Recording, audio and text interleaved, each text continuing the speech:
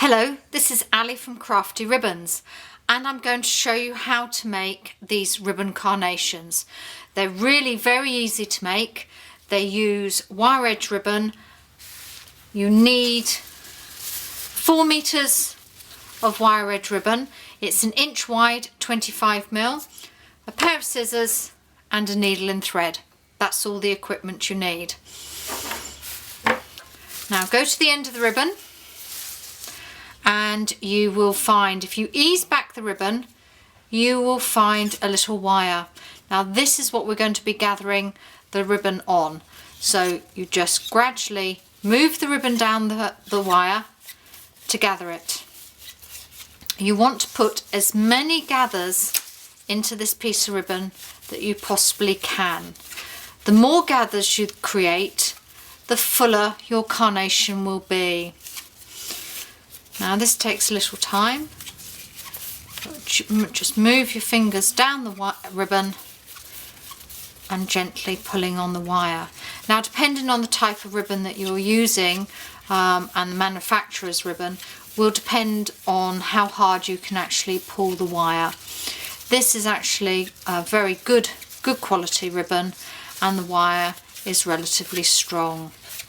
So as you can see, I'm just pulling the ribbon down the wire to create my blooms. Now this is a big piece of ribbon, it's a long length, 4 meters.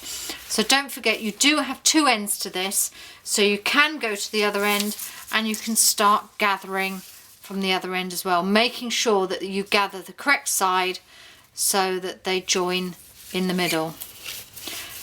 Now this will take me some time, so what I've done is that I've prepared another one. So your 4 meters of ribbon will gather down to about 75 centimeters. Now, I like to snip off my wire. So I'm just snipping my wire. I just find it gets in the way. And I tie a knot in my ribbon, making sure that I have trapped that wire. Yes, I have. The knot's a good thing because it also gives you something to hold on to. Now you want to wrap all those gathers you've created round that knot so that they just sit on top of the knot. So gently roll it round, making sure all your gathers are facing the top end of your carnation. Once you've done a couple of turns, it's now time to secure it. Just an ordinary needle and thread. I've used 2 strands of thread just to make it really nice and secure, and I've got a knot on the bottom. Now I'm using black thread so that you can see my stitching, but you would use a matching thread so that you can reduce the amount of stitching that you can actually see. Now I've just taken it straight in and secured it, giving it a little tug to make sure it won't come undone, and then picking up, holding on to the knot again. I'm just spinning the gathers round so that they're the right way, and I'm rolling the knot around. So my gathers are beginning to form. And another couple of stitches. That will hold that in place. And then another turn or 2. The amount of stitching that you put in is entirely up to you, and it will depend on how much use your carnation is going to get. If you're going to wear it a lot, then I suggest you put in a lot more stitching than if it's just going to sit on a bag or to be used for something that's not going to get a lot of wear and tear. So a few more stitches, another couple of turns.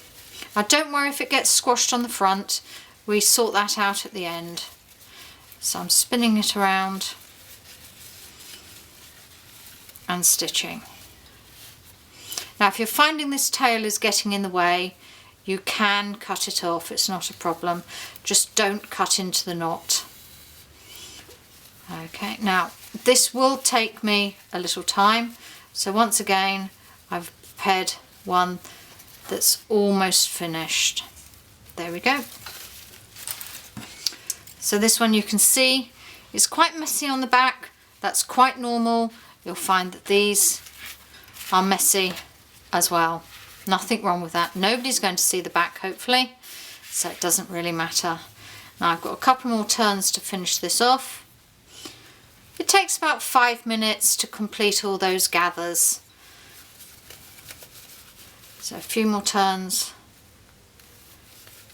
That's it.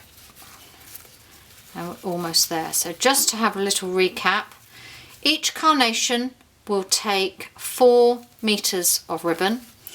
The width I'm using is 25mm, which is an inch. And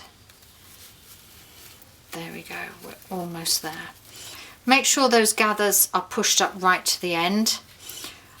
I once again like to remove my wire, so I snip off the excess. You can use that for other things, and tie a knot in the other end. Once again, making sure you have trapped that wire. You do not want to go through all of this finding out that it's come loose.